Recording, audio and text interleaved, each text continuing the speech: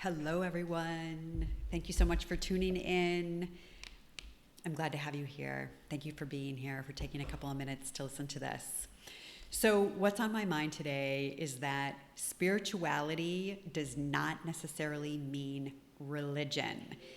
And I want to separate the two, but I know it's very difficult for people because religious people consider themselves spiritual. But spiritual people do not necessarily consider themselves religious. And so I just want to offer a little bit of delineation between these two terms. And I have this crazy story. When I was living in Los Angeles, I remember that LA Magazine had on the cover of their magazine, I forget what the headline said, but something about spirituality. And I was so excited that spirituality is making its way more into mainstream media and more people are talking about it and thinking about it and learning about it. And so I get this magazine home because I bought it in the supermarket at the checkout counter. You know, it was one of those impulse buys like, oh my God, this looks amazing. I got it home and the whole thing was about religion. So in my book, Original Wisdom, Harness the Power of the Authentic You, here's what I say about the difference between spirituality and religion. Religion is a specific set of organized beliefs and practices that are created with the intention of directing each member of the group towards what the group thinks God is.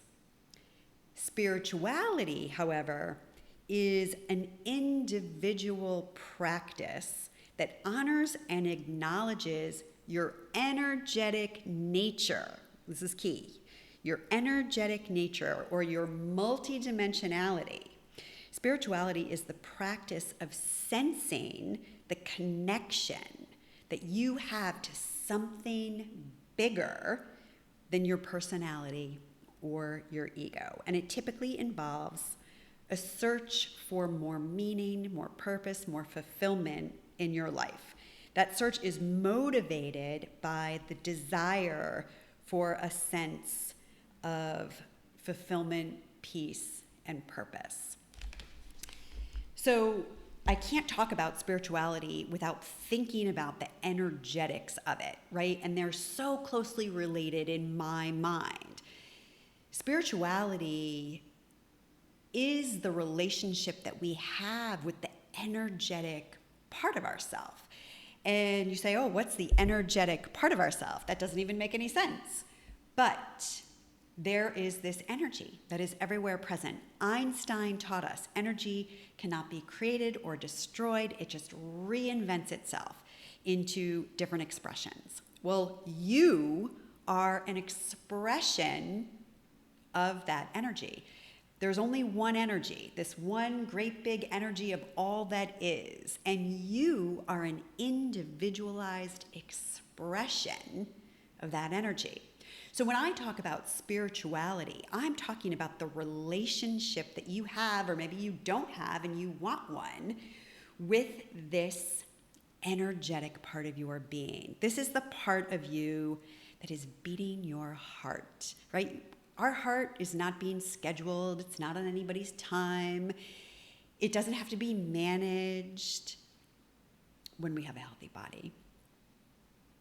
It just pumps, right? Breath just comes into our lungs. We don't have to do anything to make that happen. There is this life force, and this life force is the energetic part of you that I am referring to when I talk about spirituality. So, with all due respect to all of the world's great religions,